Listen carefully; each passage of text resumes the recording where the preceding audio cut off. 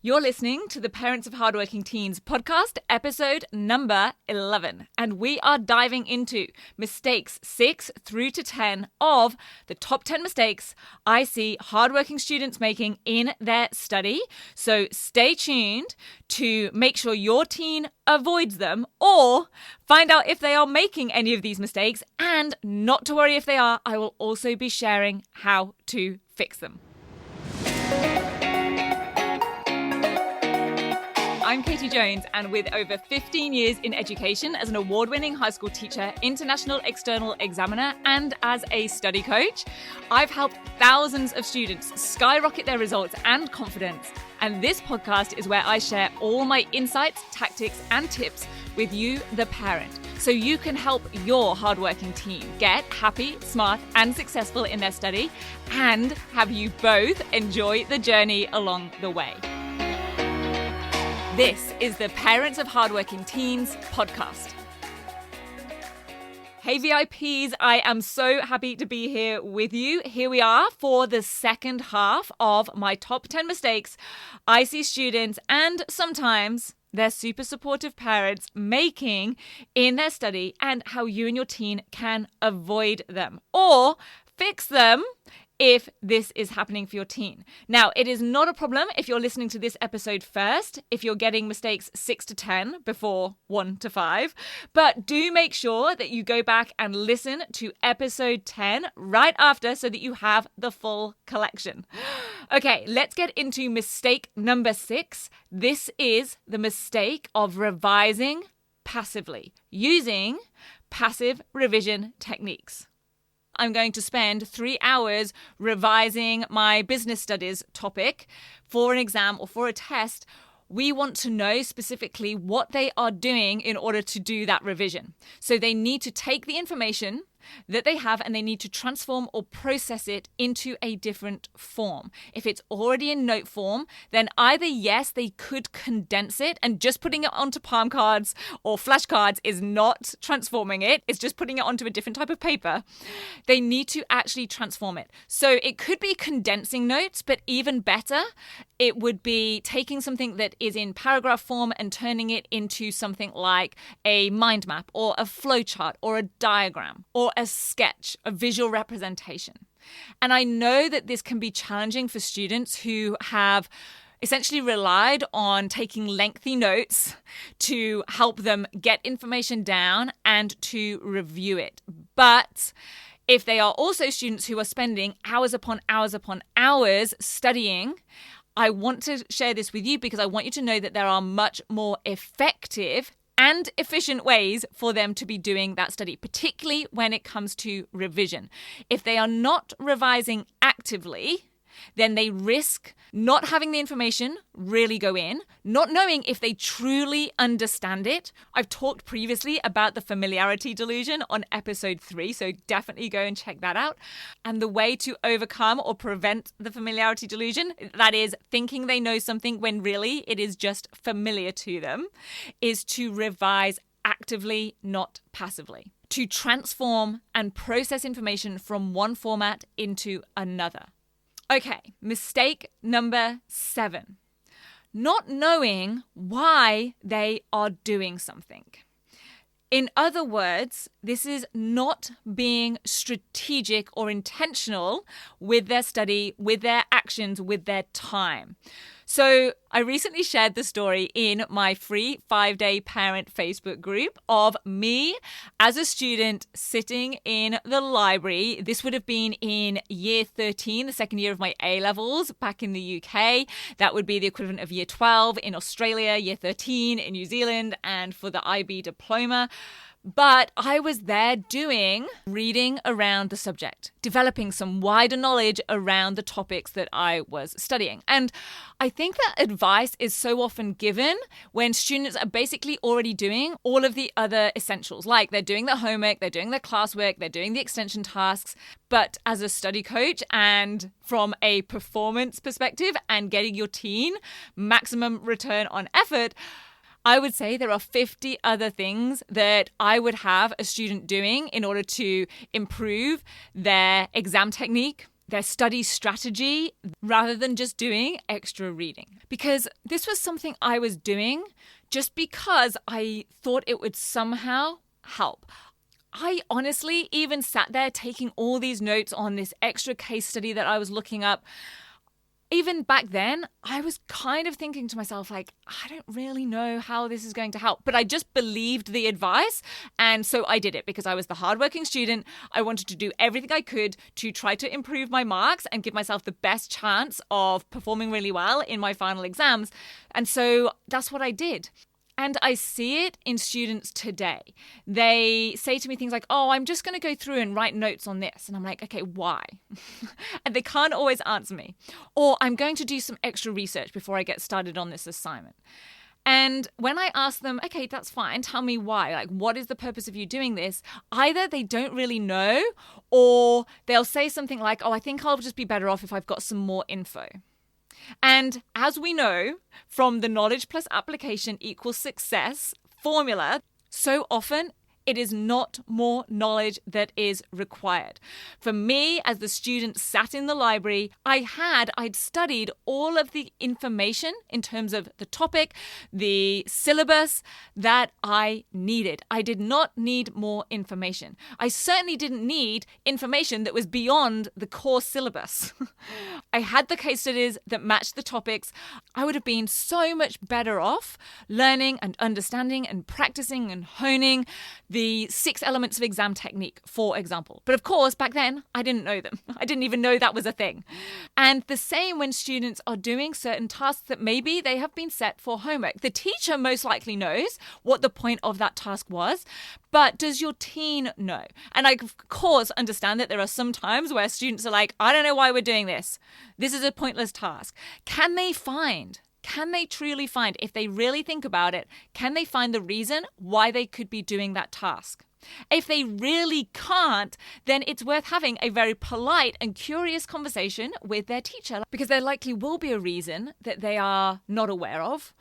And it will also help them complete that task in the most effective way. So if they've been told to make a summary on something, then if they know the purpose of doing that, then they'll be able to choose the best way to make that summary. Is it for exam revision? Is it to get them prepared for an upcoming assignment? Whatever it is, they will be able to then complete it in the way that's going to best serve them. Or they'll be able to come up with a reason for doing it, come up with a way that it is going to help them, and then, of course, see the purpose of that task.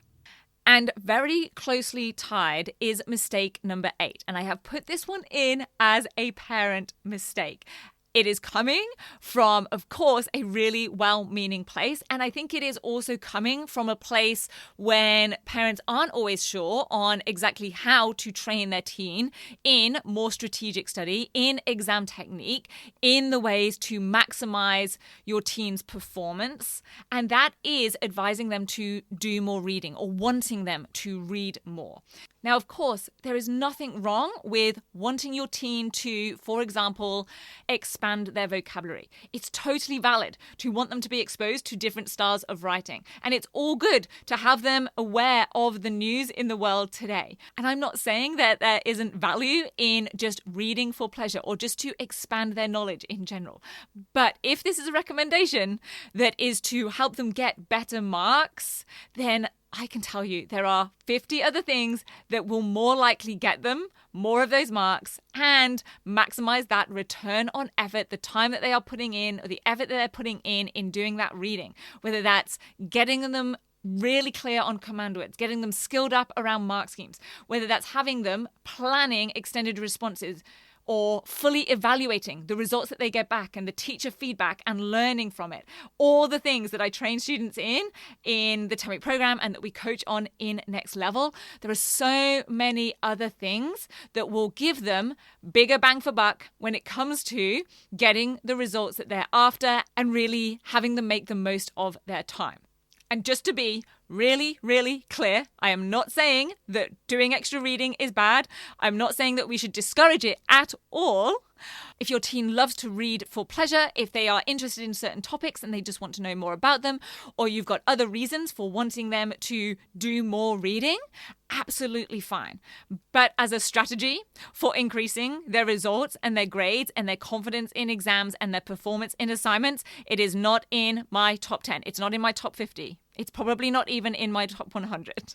So I couldn't resist. I had to put that one in. Okay, mistake number 9. Oh, this is a good one. This is trying to be creative.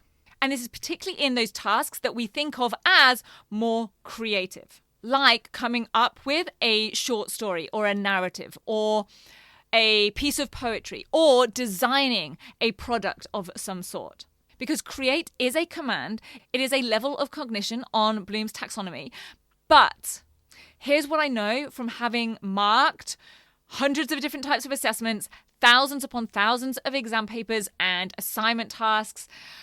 Really, the command we should see here for these types of tasks is, honestly, apply. This is just a way to have your teen apply the knowledge, the techniques, the devices that they have been learning about. So let's take something like a short story, a creative piece. They are not going to get an excellent mark for having some really creative, interesting storyline. Now, for some students, this is great news, and for some students, this is bad news. But what I can say is for most students, it will definitely save them time because it can take a long time to try and come up with something really unique and interesting. And although there will potentially be a criteria that is dedicated to the theme or the idea of the piece, most of the marks will be given instead to how they are able to use specific written techniques, language devices, how well they are getting in emotive vocabulary or imagery, how good their spelling, punctuation, and grammar is, how good the structure of their piece is. That will be 90% of the marks. It is not about creating a really interesting story. The story or the design or whatever it is that they are being asked to create is simply the vehicle for them to be able to show that they understand all the devices that they've been learning about and that they can use them effectively. I always remember I had a student I was coaching 2 or 3 years ago now, but this has always stuck with me. She was in year 12 and she had to write a short story in response to a stimulus. So they were given an image and they had to write a short story that was based in some way, shape, or form or had some kind of link to the photograph that was provided on the paper. And in fact, this actually ties back to mistake number 2 because this was a pre-scene task that they then had to write a response to in exam conditions. So she had done lots of practice. She'd had time to come up with a storyline. And she told me that in her draft that she'd shown to her teacher, they had graded it as a B. However, when she completed the assessment as the in-class exam that it was, she ended up getting a D. And this was exactly why she'd come to me. She was like, I can't understand where this has gone wrong. Like, I retold the story the way that I'd planned it, and I ended up with a D. So I went through it, and here was the issue. She had retold the story. She got the same characters, she had the same events happening. But the parts that she had missed out were the language devices. They were the imagery, the emotive vocabulary, all of the show not tell techniques and devices that students are taught to use and identify when they're studying other texts or use for themselves when they are doing their own piece of writing. It was those tiny little things, the metaphor, the simile, the onomatopoeia. It was those things that she had missed out. What feel like tiny little details, but that's the thing that the teacher, the marker, is looking for. The story was not important. Yes, it had to tie to the stimulus, but the most important thing was that they could use the devices that go along with storytelling or high quality storytelling, and those were the things that she had missed out. And as so many students do, they mistake a piece of creative writing for needing to be creative when really it's about being able to apply the devices and techniques that they have been learning to a new situation, something that they have come up with. Okay. Final mistake number 10. And this is really an overarching mistake that covers all of the previous 9. And that is thinking that effort equals results. Thinking that it is a straight line graph from zero effort means poor results to huge amounts of effort means amazing results. And as we probably all really do know deep down, that is not the case. And that is why it's so important to not be planning and studying in a way that is just around time or how many pages of notes are being written. It is not just about how much your teen is producing.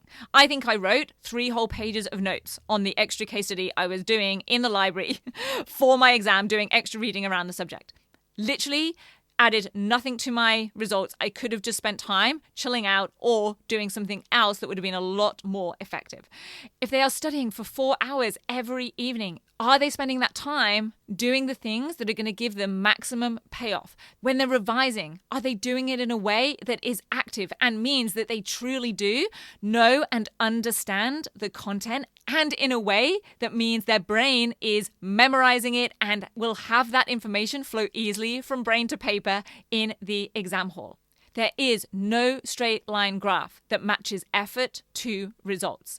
And that is both a fortunate and unfortunate fact. Unfortunate if your teen is putting in heaps and heaps of effort and is not getting the results that match that effort. But also, fortunately, when your teen learns the skills, strategies, techniques, and tools for super effective and strategic study, this is how the students that go through my training and coach with me report that they are studying less and getting better results. This is how it happens. We identify where they're making these mistakes, we stop them, and we get them on the right track so that they not only know exactly what they're doing and how they're going to be doing it, but they also know why they're doing it. They've made intentional decisions about what topics they need to prioritize in their revision, what types of tasks or questions or commands they need to work on their skills for. This is what gets results. So here's what I recommend. Identify which of those mistakes your teen is making and pick one to work on, to focus on, to get curious about, to build some awareness around, and to start to take action on this week. And if you would like your teen to have the skills and solutions for overcoming all of these and more, then definitely go download, if you haven't already, the free parent guide, the 3 huge mistakes even smart students make in exams and assignments. It's on the website, www.rocksolidstudy.com/guide. And if you already have that, check out the 10-week Grade Transformation Program while you're there. Click on the program tab. And if your teen is already in the 10WGT and isn't yet in next level coaching, and you would love to have my eyes and my brain on them and their study, then I would love to have them join us in next level coaching. And I would love to hear from you. Drop me an email, support@rocksolidstudy.com, and let me know which of these top 10 mistakes you think is the one holding your teen back the most and what you are going to do to overcome it. I promise to respond to you personally. I hope you have found these top 10 mistakes and the tips alongside them really useful. I will see you back here next week. If you're ready to have your teen achieve their best possible results with less stress, then I want to invite you to enroll them in the 10-week Grade Transformation Program, where they're going to learn the key concepts, skills, and strategies to catapult their performance in assessments and exams. It's risk-free. They either achieve bigger and better results with a whole lot more confidence in 10 weeks, or we refund you in full. Just head over to www.rocksolidstudy.com/program, and I'll see you there.